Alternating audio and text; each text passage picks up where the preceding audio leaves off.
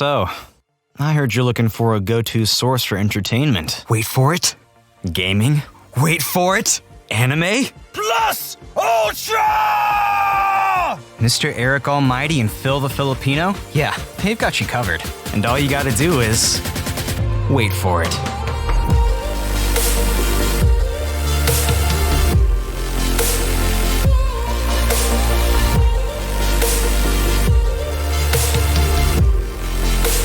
This is the Wait For It podcast. Hey everyone, welcome back to the Wait For It podcast. I am your co-host, Phil Smith, aka Phil the Filipino. And joining me as always is your other co-host, Mr. Eric Almighty. And Eric, we are back after a much needed week off here in the beginning of May. Worked out perfectly because I was a little bit under the weather after we had like a 5-day stretch where we did something every single day as we were celebrating a lot of stuff, Philin's birthday, as well as hanging out in Nakama, hosting the ramen eating contest, which was a lot of fun. So shout out to those of you that attended or saw any of our social media posts. We really appreciate it.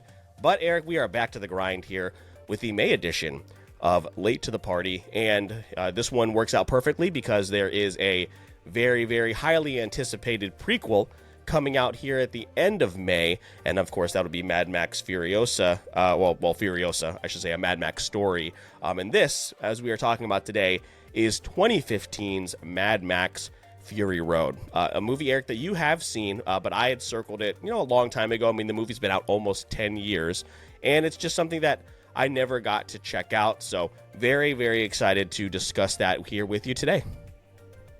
Super exciting, because I wasn't sure whether or not I'd see this movie because I didn't really want to go alone, which was the first, the first thing that happened to me that when I walked out of the theater was, man, I saw Mad Max Fury Road and I was like, I really wish I would have seen that with a group of people. So I'm excited. We had a lot of movies that we kind of pushed to the side to fit this one in.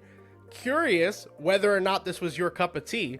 I think that's always been the question here. So I'm excited to see what happened with your experience, to dive into it, and to also give my thoughts on the film, because it's not a movie that I've talked about a lot, but it is a movie I've thought about several times since watching it, and I know some people have rewatched it several times, if not more, since then. So it's a very highly acclaimed movie, and I'm excited to get into it. Yeah, a movie with a very, very long and complex history and lore and fandom, so we always have to keep that in mind when we talk about these films that are really iconic. We're talking about films that go back all the way to, I think, the 70s, 80s when we were talking about the Mel Gibson ones. So, but we started with 2015 because I'm going to be honest, I don't know, Eric, if you're going to go back and watch those, I'm certainly not. So you get 2015 and forward. So be happy about that. But if you are new to the Wait For It podcast, or if you're a returning listener, I want to thank you so much for tuning in. If you want to know where you can find all the rest of our content, as well as some additional content like on our social media pages, make sure you stick around to the very end of the episode, and we'll let you know where you can find all of that. But without further ado, Eric, we've had enough time off. Let's just go ahead and jump right into it. Let's get to the synopsis of the film. This was directed by George Miller, as mentioned, came out in 2015. An apocalyptic story set in the furthest reaches of our planet, in a stark desert landscape where humanity is broken and most everyone is crazed fighting for the necessities of life. Within this world exist two rebels on the run who just might be able to restore order. Eric, I remember when this movie came out, it was very similar to, as far as the hype and just how many people were talking about it because of how much fun they had in the theater. Very similar to word of mouth when it comes to Dune a couple of years ago.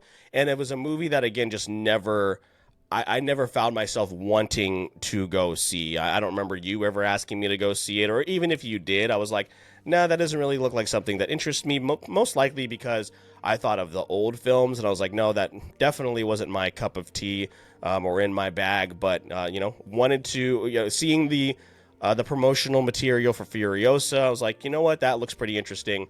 I have to go back and at least watch 2015's Mad Max. And I gotta tell you, Eric, I had a fucking blast with this movie. It is balls to the wall from beginning to end. It does not slow down. Well, it does slow down, but it slows down in the right parts but then picks up the action and the cinematography and the music and all of that just like culminates into this one fun, amazing time. And I am mad at myself for not having watched it sooner because it is a hell of a time.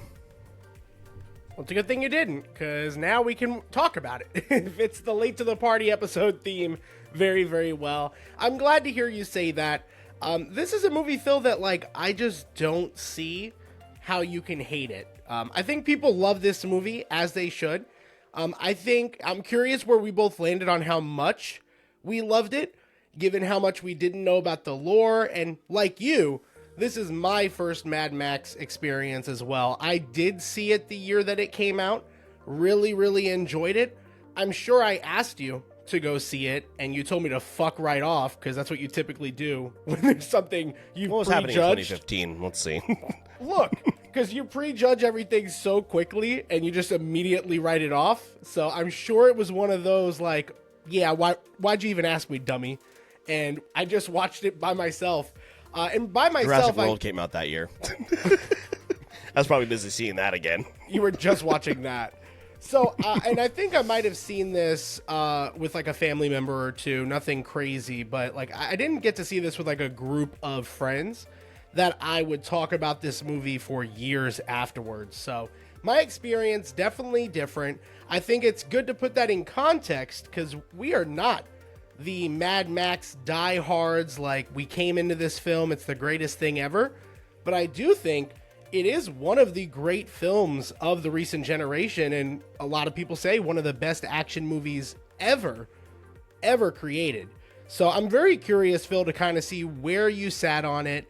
I'm not sure if you want to jump into a synopsis, but whether or not you do that, I'd love to know afterwards. What did you think about just jumping into this world and the way the movie starts off? Because it definitely starts off with a bang.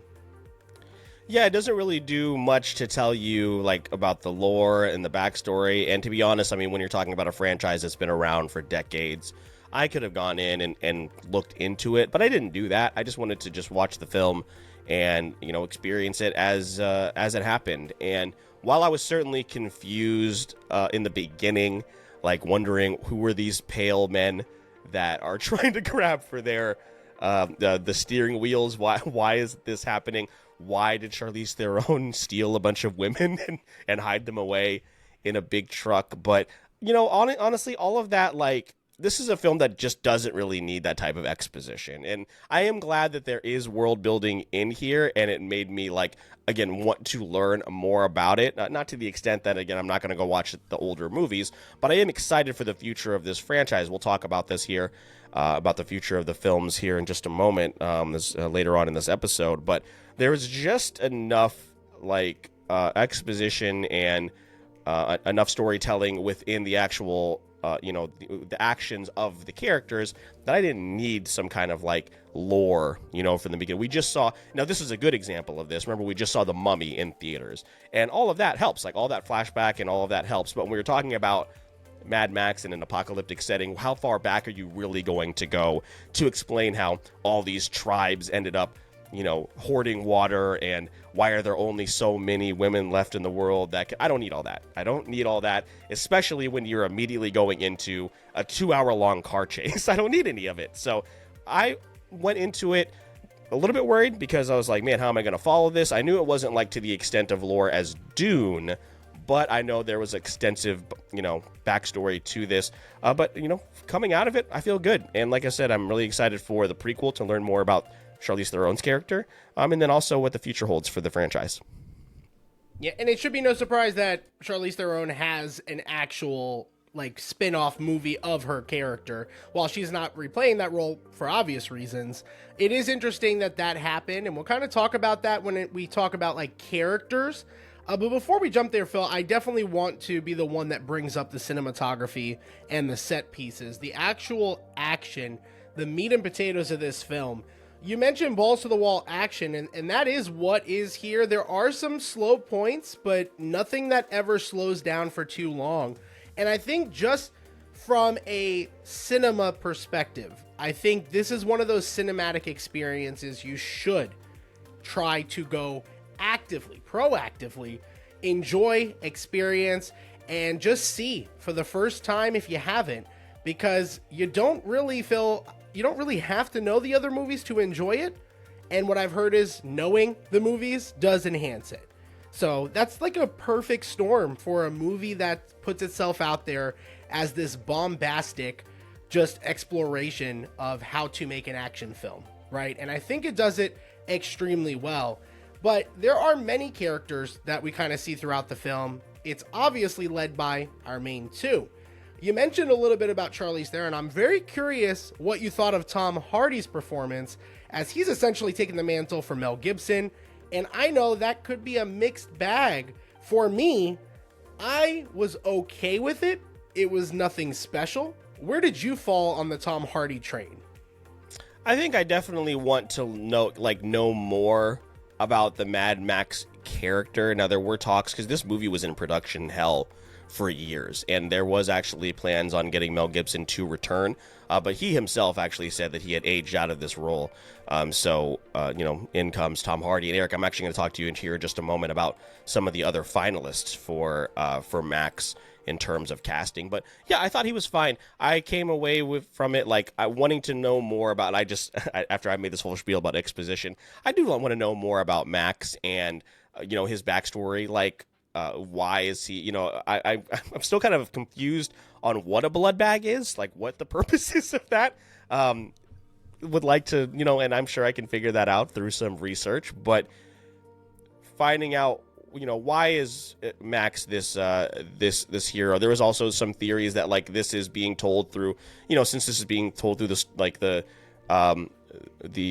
way of a story, like a legend. Maybe Max didn't even look like this. He could have looked totally different, or maybe had totally different intentions. But I thought Tom Hardy did a fine job. I actually learned that him and Charlize Theron did not get along on this set. They actually went at it quite a bit, and years later, when they worked together again, also with George Miller, he actually had apologized to Charlize Theron and stated that he wished he had been a better co-star for her, and he just wasn't ready for it at this time. We're talking about 2015 Tom Hardy, so how much has he changed? Probably a lot within the last decade. So I think that's interesting that they clashed, talking about two big time stars. But yeah, I thought he did a fine job. I think I just wanted to learn more about who Max is as a person at the end of the day, and hopefully we'll get that in the future.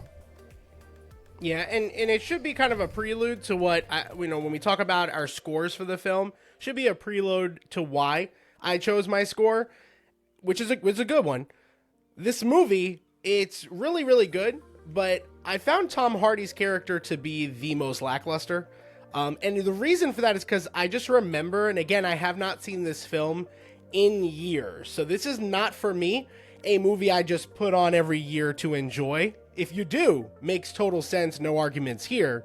But for me, one of the reasons I don't do that is because Tom Hardy was just basically grunts. He was a grunting leading man.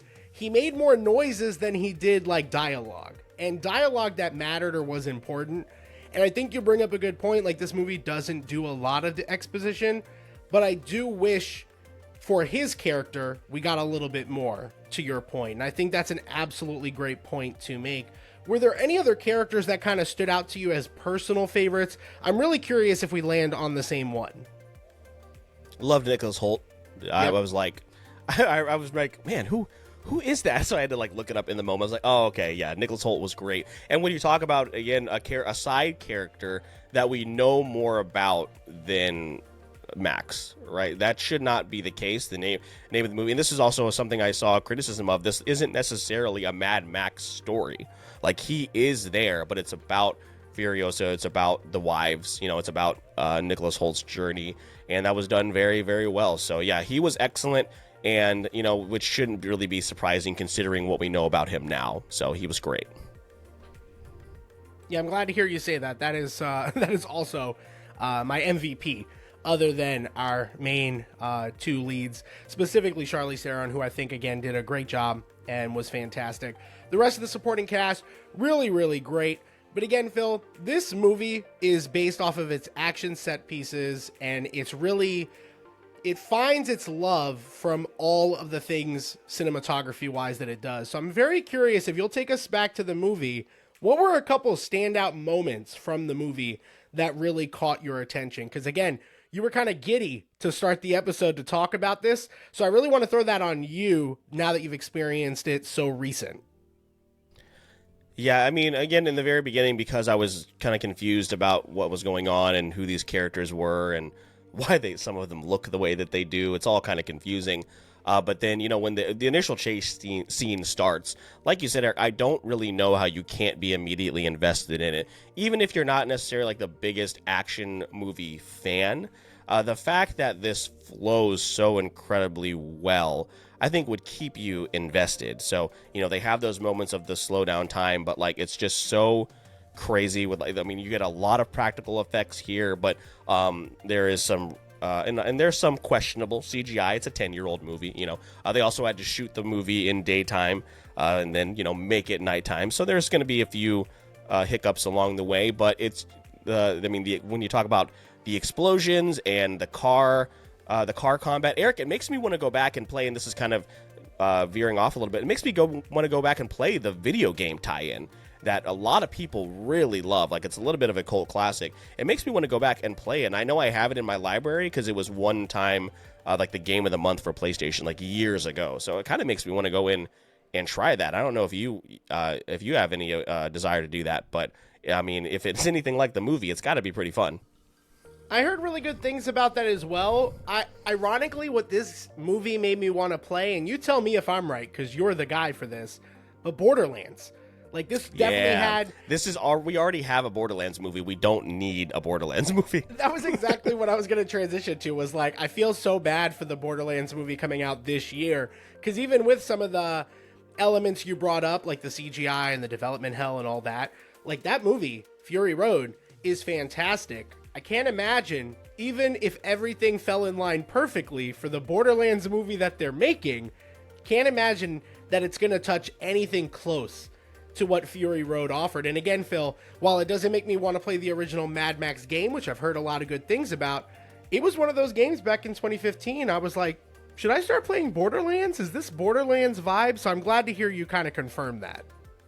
Yeah, I think with Borderlands, it's more of a focus on like the really crazy guns. Like there is vehicle combat in Borderlands, but like that's not what I had fun doing in the Borderlands games. But yeah, it's and to talk about a movie that's aged very well, if this comes out like they do a 10-year anniversary release next year, I'm gonna go see it. I'm mad, like I said, that I didn't get to see this in theaters. It is a spectacle meant to be seen on the biggest screen possible. So I'm excited to. I hope that they do that next year. To rewind a little bit, Eric, I want to tell you some of these other people that were finalists actually to play Max. And one of these, I'm actually glad it didn't happen because we would have had this performance and we wouldn't have gotten another one. So Armie Hammer, which he is in a couple films that we're familiar with. I forgot to write those down, but Jeremy Renner, Michael Fassbender, Eric Bana, Eminem, and unfortunately Heath Ledger was very close to being cast in this film, and unfortunately he passed away. So and I'm actually glad we didn't get the Heath Ledger performance, because if he was in this film, one, I wouldn't have skipped it in 2015 for sure, but we would be where we are now. So those are some of the names. Any of those do you think would deliver, other than Heath Ledger, but any of those other names you think would have been a better choice than Tom Hardy? Oh hell yeah, you got to give us Marshall Mathers, dude. Come on. Eminem showed up in 8 Mile, killed it. Almost, I think he was like nominated for an Oscar, and then hasn't done anything since. He's done like a cameo here and there where he's just himself, but he gave that performance of which was basically just himself, and then was like, all right, that's enough. that's all we need. Just dropped the mic again. One of the legends in the game. He dropped the mic early. I would have loved to see him make his acting return to a Mad Max Fury Road. Like, honestly, would have been hilarious. There definitely would have been a lot more dialogue. I can tell you that much. I would really like to see him like rap battle the villain with the mask. Also, he would have had the main theme, like a Venom version of Mad Max. A Fury Road. Yeah. That would have been absolutely something. That's definitely what I'm going for there. But Phil, anything else about this movie that you kind of want to touch on, that you want to kind of remember or recall? Because I think we'll kind of talk about, the overall reception of the movie, what we kind of gave a grade, if you have a grade for that. I think I know mine. I'm pretty confident in mine. But then I'd love to talk about like the future and, you know, what is next for Mad Max, because we are seeing Furiosa. That is our plan this month, which is the whole point of this episode. So, Phil, let's kind of give you a chance to see if there's anything else you want to talk about. Otherwise, let's just kind of take a look at the overall scope of the film from a Rotten Tomatoes and score perspective. Yeah, May is a stacked month, man. We have Furiosa. I want to go see The Fall Guy, which is getting very good reviews. I think there's another film coming out that I'm just totally blanking on right now, but like we're starting to ramp up, and a lot of films coming out here in the theaters. I'll start first, Eric, with the box office gross, which actually really surprised me. So the film, it's listed as a $185 million budget, but again, because it was in development for so long, like those numbers are probably not totally accurate. And it only grossed $380 million. The way that people talked about this movie, like again back in 2015, I would have thought that it had grossed over at least over $500 million, 600, you know, talking about that, but or when you talk about the numbers. So that really surprised me. I also learned that George Miller wanted to do a black and white version of the film as well, you know, so we just saw Godzilla -1 minus color. I'm wondering if, that would have worked here in this setting. I think one of the things that works great with Fury Road is its setting, and it's, even though it's a lot of orange, I think when it's contrasted against the water and the trees, the tree that we see, I think that makes it work very, very well. So, but yeah, let's move into the scores here, Eric. As far as Rotten Tomatoes, 97% certified fresh Rotten Tomatoes score and 86% audience score, and the average score on Letterboxd is a 4.2. And as of right now, I watched this movie last night, literally less than 24 hours. I came away, as you have heard me gush about it, having an absolute blast and wanting more. And I have this sitting at 4 stars right now. I think maybe it certainly could have been higher if Tom Hardy's character performance, or at least the character, was given more to do exposition wise, or just a little bit more backstory, a little bit more emotion from him. But because I love Charlize Theron so much, Nicholas Hoult, Rosie Huntington-Whiteley was able to shake off Transformers stink to deliver a pretty good performance in this. Zoe Kravitz was good. So because of that, I leave it at a 4. And like I said, very excited for the future of the franchise. That's exactly where I put the film for myself on Letterboxd, is a 4 out of 5. I think this movie is absolutely, for the right person, a 4.5 or a 5. And I think you can go no less than a 3.5, even if you casually saw or enjoyed this movie. But this movie is one of those movies that you can confidently recommend to somebody and it have something to offer. And I think that's really, really important. I also feel the Tom Hardy piece of it does bring it down. Also, I'm not the demographic for this movie, so the lore and the world and all the stuff, there were definitely a couple things that skimmed past me story-wise.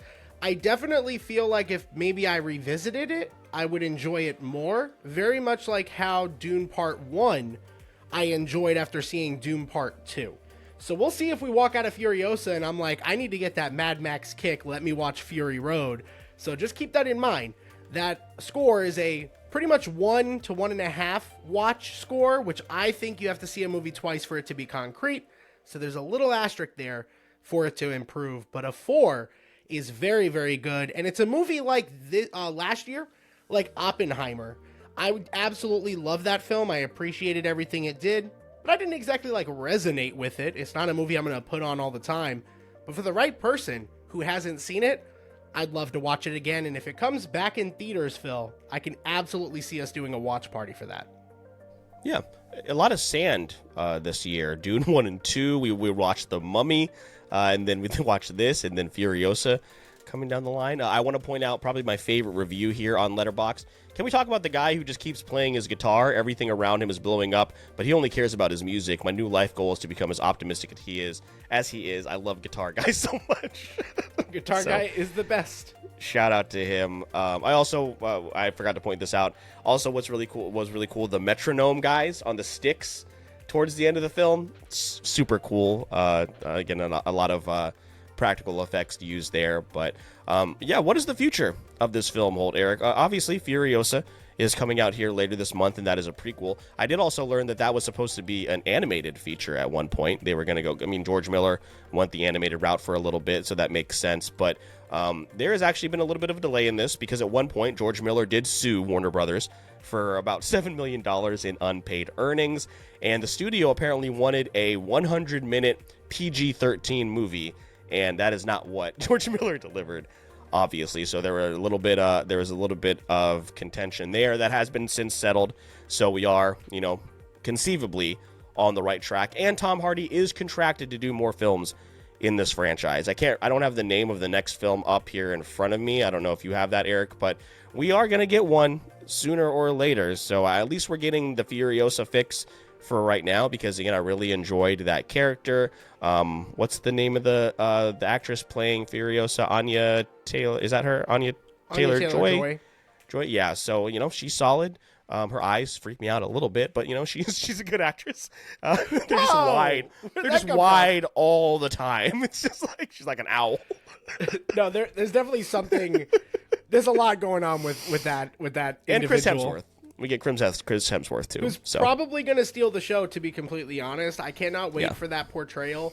Furiosa, this was kind of like mid-last month, so the talk was that it's going to have a 15-minute action scene that took about 78 days to shoot and required nearly 200 stunt workers on set daily. So I'm just excited to see what wild experience we're about to get into. I think we're going to have a great time. But Phil, you brought up the fact that Fury Road didn't make as much money as the hype around it when it came to the fan base and just cinema guys in general. This movie, I think, does need to perform pretty well for us to keep seeing these, because the reason I don't even really keep track of this anymore, Phil, honestly, I didn't know this movie was ever going to happen. With George Miller, I can appreciate him putting his foot down. He wants to make the movies he wants to make, but it's going to happen on his time. So we could be talking about another decade before we see another one. We could be talking about 2 years. I just don't hold my breath anymore. I'm excited to see this one, but as far as the future for me as a fan of watching these films, I kind of take it all with a grain of salt, and I believe it when I see it. There've been like 9 Jurassic movies in the time that between this coming out and Furiosa. I promise there's been like 3 Jurassic movies and 4 seasons of a show with a 5th season about to come on the way. I'll tell you right now, we'll get another trilogy for Jurassic before we get another Mad Max. I'll tell you that. We're literally getting a new Jurassic next year. What are we gonna get first? Dune 3 or Mad Max 6, whatever it is that they're... I'd say that's an easier one for Mad Max to clear, only because I think they're going to wait a while before they do part 3. I think they are. Should they? Great question, because I want to see more very badly, but I think they actually will probably hold off for a couple years, and that'll buy Mad Max some time. But again, it's been 4 Toy Stories. Like the time that Mad Max came out. It's crazy. Yeah. And another one coming out. And another one coming. Yeah. Yeah. Ugh, so I think it's gonna be a good time. I'm really excited to do that. We'll record something for social when that happens. So be on the lookout, for that, mini review that we'll do. And if you guys want to hear more about it, maybe we'll do something longer. But yeah, Phil, really glad to hear you enjoyed Fury Road and that you're excited for Furiosa, because we've had an experience where you go see a film and then you're like, oh, we got to go see this in theaters. We got to see the rest of it. I'm not excited. So I'm glad that this didn't happen. Yeah, but this is totally different than when I saw The Boy and the Heron, which is what you're alluding to. There's no 2-hour chase scene in The Boy and the Heron. That would have made it better. I understand. I was trying not to say Studio Ghibli, but I was trying to let the viewers kind of. I was trying to do like we've been listening to so much Kendrick, so I was trying to do like a double entendre. I guess I don't know. It is what it is at this point. I will say, like you talked about the Furiosa 15-minute action sequence. It's gonna have to overtake the Kong riding Godzilla sequence in Godzilla X Kong. So we'll see what happens. Phil, I'm telling you right now, if I don't care how much I don't enjoy Furiosa, I won't enjoy it less than Godzilla X Kong. I could guarantee you that. You won't, but I have high expectations. Oh, and the other movie that we're going to hopefully see in May that has a lot of sand in it is Spider-Man No Way Home. Sandman. So just a sandy theme going on in the month of May. And we were supposed to see the Phantom Menace. So I know. Oh my God, we missed that. We almost made it worse. Look, just to end this episode, if you didn't go see The Mummy in theaters, you missed just the perfect it was so good throwback experience. It was they don't make movies like that anymore, man. Oh God, what a great time. I agree, and I'm going to be honest with you. The Mummy has always been a soft spot for me, but after getting to see it in theaters and just enjoying it in that way, it definitely went up there for all-time classics for me. I agree. Yeah, I want The Mummy Returns in theaters. I hope they decide to re-release it in theaters because we are Mummy Return stans for sure. This is cursed. That is cursed. This place is cursed. What is it with you and curses? You ain't happy without a good curse. This is cursed. That is cursed. Give it a rest, will ya? I'll put that clip in. Yeah, if I can find it. Yes, do that. All right. Yeah. I think with that being said, we've said everything we can on Mad Max. Neither of us going to go back to the originals, but hey, maybe this episode pops off and you guys are like, you have to see the originals. So I'm just saying. That's where you guys want to go? You want to promote Mel Gibson in 2024? That's what we're going to do. We'll watch Mad Max and then we'll listen to all those recorded tapes. No, we will not. Should I put those in here? I think there is. I'm pretty sure there's a podcast that is just reacting to those in general. So that's already been taken. We missed that ship. But again, if you support us, anything can happen. So with that being said, Phil, where can they support us and request us to watch the original Mad Max trilogy? Okay, well, again, I prefer that you not ask us to watch the original Mad Max films. But if you want to tell us anything else, whether it be on social media or our Discord page, you can find all the links you need in the Linktree link in the show notes of this episode.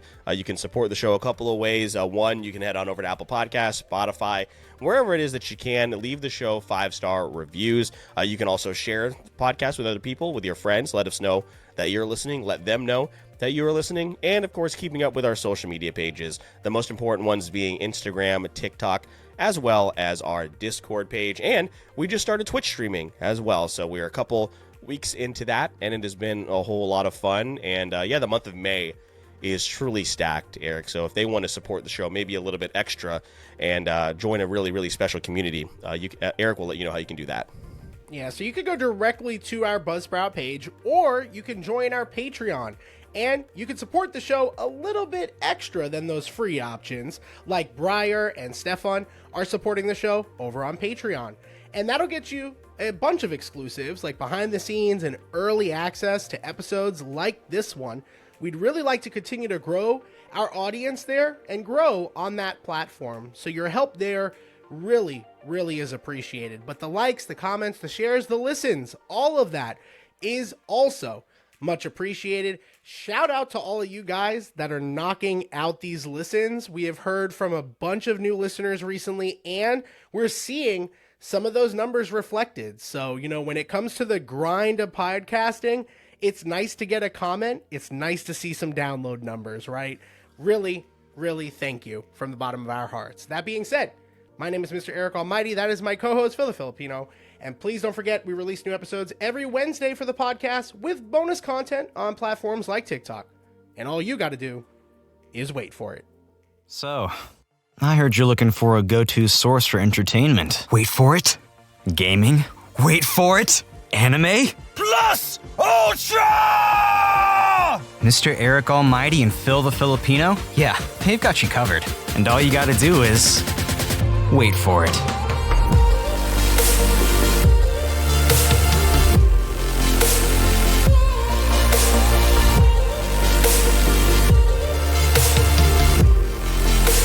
This is the Wait For It podcast.